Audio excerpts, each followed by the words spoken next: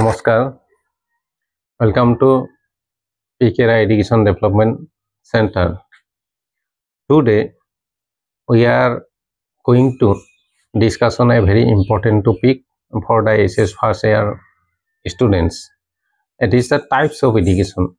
আজি আমি উচ্চতৰ মাধ্যমিক প্ৰথম বৰ্ষৰ শিক্ষাৰ প্ৰকাৰ সম্পৰ্কে আলোচনা কৰিম। How many types of education? এটা আমাৰ এটা কোৱেশ্চন আহে শিক্ষাৰ প্ৰকাৰ কেইটা আৰু কি কি different definitions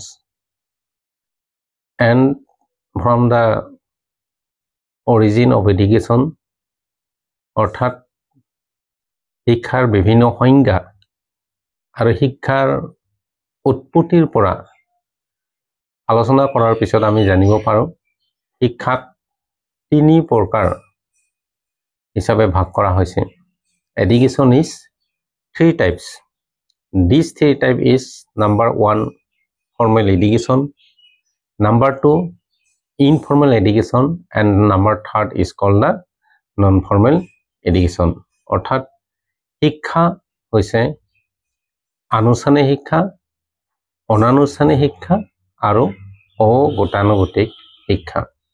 এটা এই তিনি প্ৰকাৰ শিক্ষাৰ বিষয়ে আমি আলোচনা কৰিম। প্ৰথমতে what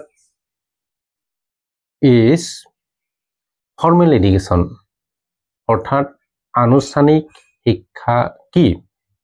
আনুষ্ঠানিক শিক্ষা বুলিলে আমি চাৰি বেৰৰ মাজত আবদ্ধ হৈ যি শিক্ষা প্ৰদান কৰা হয় তাকে সহজ ভাষাত আমি আনুষ্ঠানিক শিক্ষা বুলি ক'ব পাৰো। Formal education, it is a planned and organized process. এটো এটা পৰিকল্পিত আৰু সুসংগঠিত প্ৰক্ৰিয়া। আনুষ্ঠানিক শিক্ষাত নিৰ্ধাৰিত নীতি নিয়ম, সময়সূচী, পাঠ্যক্ৰম আদি দিয়া থাকে। There is fixed rules, regulation, method of teaching, discipline, etc. are included in the formal system of education. ইয়াত অনুশাসনৰ লগতে নিৰ্ধাৰিত পাঠ্যক্ৰম থাকে আৰু এই পাঠ্যক্ৰমৰ বিষয়ৰ ওপৰত আলোচনা কৰিহে শিক্ষাবিলাক প্ৰদান কৰা হয়। চমুকৈ ক'বলৈ হলে বিদ্যালয়, মহাবিদ্যালয় বা বিশ্ববিদ্যালয়ৰ শিক্ষাৰ জৰিয়তে আমি যি শিক্ষা লাভ কৰিব পাৰো তাকে আনুষ্ঠানিক শিক্ষা বলে। School education, college education, university education are called the formal system of education. অৰ্থাৎ আমি কোনো এটা অনুষ্ঠানৰ জৰিয়তে সুপৰিকল্পিতভাৱে নিৰ্ধাৰিত নীতি নিয়মৰ দ্বাৰা নিৰ্ধাৰিত সময়সূচীৰ দ্বাৰা আৰু অভিজ্ঞ শিক্ষকৰ দ্বাৰা আমি যি শিক্ষা লাভ কৰিব পাৰো তাকে আমি আনুষ্ঠানিক শিক্ষা হিচাপে জানিব পাৰো। ইয়াত বয়সৰো সীমাবদ্ধতা আছে। আনুষ্ঠানিক শিক্ষা লাভ কৰিবলৈ হলে শিক্ষাৰ্থীসকলে এটা নিৰ্ধাৰিত সময়ত তেওঁলোকে এই অনুষ্ঠানত ভৰ্তি হ'ব লাগিব আৰু লাহে লাহেকৈ গৈ তেওঁলোকে এই শিক্ষাটো সমাপ্ত কৰিব পাৰিব। তেওঁলোকে শিক্ষা লাভ কৰাৰ পিছত তেওঁলোকক ডিগ্ৰী, ডিপ্ল'মা বা প্ৰমাণ পত্ৰ আদিতে তেওঁলোকক শিক্ষিত বুলি অভিহিত কৰা হয়। তেওঁলোকে শিক্ষা লাভ কৰাৰ পিছত শিক্ষিত হিচাপে আমাৰ এই সমাজত তেওঁলোকক স্বীকৃতি প্ৰদান কৰা হয়। এইটোই হৈছে আমি জনামতে আনুষ্ঠানিক শিক্ষা। অৰ্থাৎ নিৰ্ধাৰিত নীতি নিয়ম, সময়সূচী, পাঠ্যক্ৰম, অনুশাসন ইত্যাদিৰ জৰিয়তে আমি যি শিক্ষা লাভ কৰিব পাৰো তাকে আমাৰ আনুষ্ঠানিক শিক্ষা বুলি কোৱা হয়। এতিয়া ইয়াৰ পিছত আমাৰ আৰু এটা প্ৰকাৰ আছে, এইটো হৈছে অনানুষ্ঠানিক শিক্ষা। এটা অনানুষ্ঠানিক শিক্ষা কাক বলে?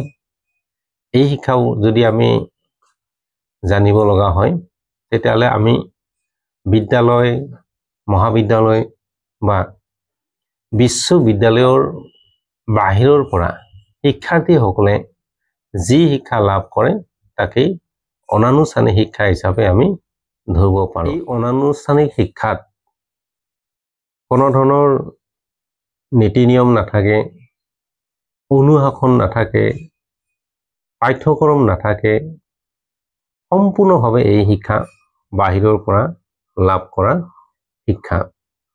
ইয়াত শিক্ষাৰ্থীসকলে যিকোনো পৰিৱেশৰ পৰা, যিকোনো ঠাইৰ পৰা এই শিক্ষা লাভ কৰিব পাৰে। এই শিক্ষাটো এজন শিশুৱে যেতিয়া জন্মগ্ৰহণ কৰিব সেই দিনাখনৰ পৰাই এই শিক্ষা আৰম্ভ হয় আৰু সেই শিশুজনে ডাঙৰ হৈ মৃত্যুলৈকে এই শিক্ষাটো গ্ৰহণ কৰি থাকিব পাৰে। অৰ্থাৎ জন্মৰ পৰা মৃত্যুলৈকে যি শিক্ষা চলি থাকে, শিক্ষা গ্ৰহণৰ কাৰণে আমাৰ কোনো ধৰণৰ নীতি নিয়ম মানি চলিব নালাগে। ইয়াৰো উপৰি অনানুষ্ঠানিক শিক্ষা লাভ কৰাৰ পিছত ছাত্ৰ ছাত্ৰীসকলে ইয়াত কোনো ধৰণৰ ডিগ্ৰীও লাভ নকৰে, ডিপ্ল'মাও লাভ নকৰে, চাৰ্টিফিকেটো লাভ কৰিব নোৱাৰে। এই শিক্ষা আমি ক'ৰ পৰা পাওঁ? প্ৰথমতে আমি এই শিক্ষাটো ঘৰখনৰ পৰাই লাভ কৰোঁ। এজন শিশুৱে জন্মগ্ৰহণ কৰাৰ পিছত তেওঁ নিজৰ ঘৰখনৰ পৰাই বিভিন্ন কথাবিলাক শিকিবলৈ আৰম্ভ কৰে। এই সকলোবোৰ প্ৰক্ৰিয়াকে আমাৰ কি বুলি কোৱা হয়? শিক্ষা বুলি কোৱা হয়। অৰ্থাৎ আমি শিক্ষা বুলি ক'লে এইটোৱে জানো যে বিভিন্ন দিশত জ্ঞান লাভ কৰা, বিভিন্ন কামৰ ক্ষেত্ৰত কৌশল আয়ত্ত কৰা। যিহেতু এই গোটেইবিলাকক শিক্ষা হিচাপে ধৰা হয়, এই গোটেই শিক্ষাবিলাক আমি বিভিন্ন পৰিৱেশৰ পৰা লাভ কৰিব পাৰোঁ। আৰু বিভিন্ন পৰিৱেশৰ পৰা, বিভিন্ন ঠাইৰ পৰা বা আমি ঘৰখনৰ পৰা আমি যিবিলাক শিক্ষা লাভ কৰোঁ, এই গোটেইখিনিকে সামৰি লৈ আমি অনানুষ্ঠানিক শিক্ষা হিচাপে ধৰি লোৱা হয়। এতিয়া আমি অনানুষ্ঠানিক শিক্ষাৰ পিছত আৰু এটা প্ৰকাৰ পাওঁ, এইটো কোৱা হয় অগতানুগতিক শিক্ষা বা অনুপ্ৰচাৰী শিক্ষা, non formal education. Non formal education বুলিলে আমি এইটোৱে জানো যে বহুতো ছাত্ৰ ছাত্ৰীয়ে বিদ্যালয়ৰ শিক্ষা বা মহাবিদ্যালয়ৰ শিক্ষা এইটো আধাতে এৰি গুচি যাব লগা হয়। আৰু এইবিলাক ছাত্ৰ ছাত্ৰীৰ বা শিক্ষাৰ্থীৰ শিক্ষা জীৱন সম্পূৰ্ণ কৰাৰ কাৰণে এটা ইচ্ছা থাকে। অৰ্থাৎ আনুষ্ঠানিক শিক্ষাটো সম্পূৰ্ণ কৰাৰ কাৰণে তেওঁলোকৰ এটা হাবিলাস থাকে। সেইকাৰণে এই ছাত্ৰ ছাত্ৰীসকলৰ বাবে চৰকাৰে শিক্ষা আৰু এটা প্ৰকাৰ উলিয়াইছে। এই প্ৰকাৰটোকে আমাৰ অগতানুগতিক শিক্ষা বুলি কোৱা হয়। ইয়াত কোনবিলাক শিক্ষাৰ্থীয়ে ইয়াত শিক্ষা লাভ কৰিব পাৰে? যিসকল আনুষ্ঠানিক শিক্ষা সমাপ্ত কৰিব পৰা নাই, অৰ্থাৎ আধাতে এৰি বিভিন্ন কাৰণত তেওঁলোকে বিদ্যালয় শিক্ষা সম্পূৰ্ণ কৰিব পৰা নাই, আধাতে এৰি বহুতো শিক্ষাৰ্থীয়ে নিজা নিজা কামত ভৰ্তি হ'ব লগা হয়। ইয়াৰ ভিতৰত বিভিন্ন কাৰণ আছে। কোনোবাই চাকৰি পাই বিদ্যালয় আধাতে এৰি যাব লগা হয়। আকৌ কিছুমানৰ আৰ্থিক সমস্যাৰ কাৰণে শিক্ষাৰ্থীসকলে আধাতে আমাৰ আনুষ্ঠানিক শিক্ষা বাদ দিব লগা হয়। কিছুমানৰ যাতায়াতৰ অসুবিধাৰ কাৰণে বিদ্যালয় মহাবিদ্যালয়ৰ শিক্ষাবিলাক বহু দূৰৰ পৰা আহি কৰিব লগা হোৱাত তেওঁলোকৰ বিভিন্ন অসুবিধা হোৱাৰ কাৰণে তেওঁলোকে আধাতে এৰি গুচি যায়। এনেকৈ বিভিন্ন কাৰণত শিক্ষাৰ্থীসকলে তেওঁলোকৰ শিক্ষা জীৱন সম্পূৰ্ণ কৰিব নোৱাৰি আধাতে গুচি যোৱা দেখা যায়। ইয়াৰ উপৰি বহুতো মহিলা শিক্ষাৰ্থীয়ে তেওঁলোকে আধাতে এৰি গুচি যাব লগা হয়।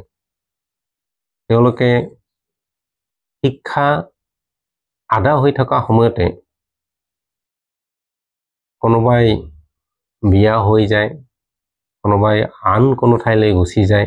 এনেকুৱা কাৰণতো সেইবিলাকে স্কুল এৰি গুচি যাব লগা হয়।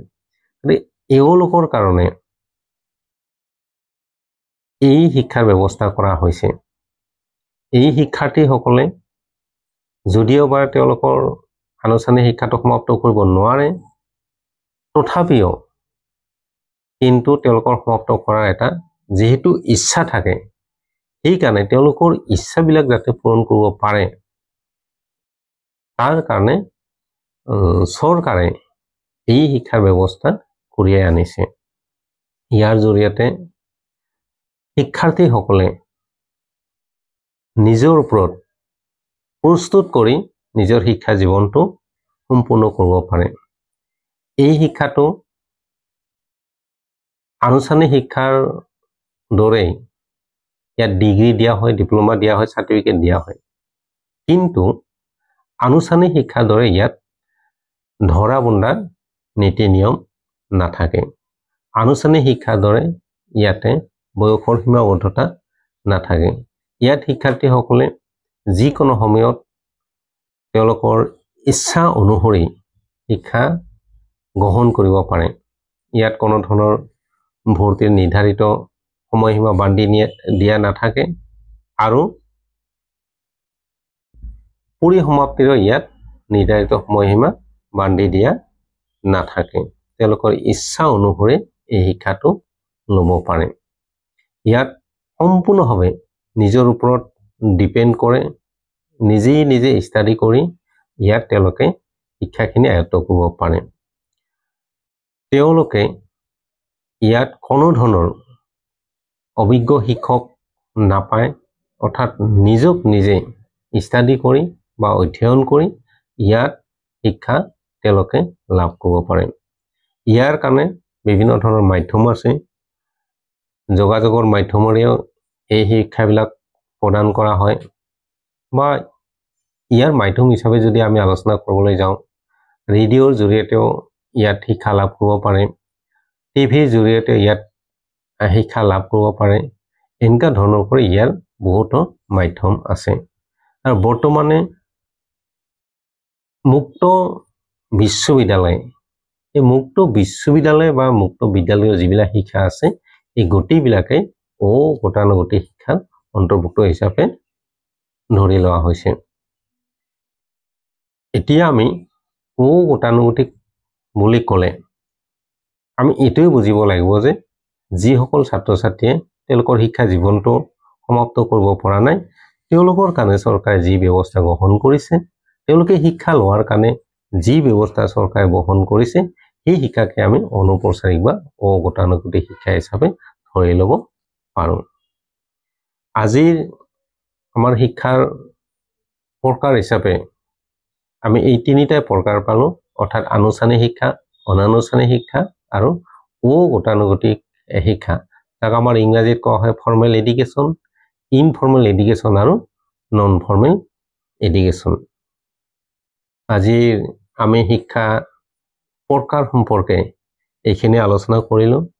পৰৱৰ্তী পৰ্যায়ত আমি আকৌ অন্য টপিক লৈ গুচি যাম। গতিকে সকলোৱে এই আলোচনাত অংশগ্ৰহণ কৰি থাকিব আৰু উচ্চতৰ মাধ্যমিক প্ৰথম বৰ্ষৰ বিভিন্ন টপিকসমূহ আমি আলোচনা কৰি থাকিম। সেয়েহে সকলোৱে অংশগ্ৰহণ কৰি থাকিব, সকলোৱে আমাৰ এই আলোচনাবিলাক চাই থাকিব আৰু আমি যিমান পাৰোঁ আমি ইয়াৰ সম্পৰ্কে বা এই পাঠ্যপুথিৰ সম্পৰ্কে আলোচনা কৰি থকাৰ কাৰণে চেষ্টা কৰিম। শেষত সকলোৱে যাতে এই আমাৰ আলোচনাটো অংশগ্ৰহণ কৰি থকাৰ কাৰণে সুবিধা পায়, তাৰ বাবে আমাৰ এই চেনেলটোক লাইক কৰিব, শ্বেয়াৰ কৰিব, ছাবস্ক্ৰাইব কৰিব।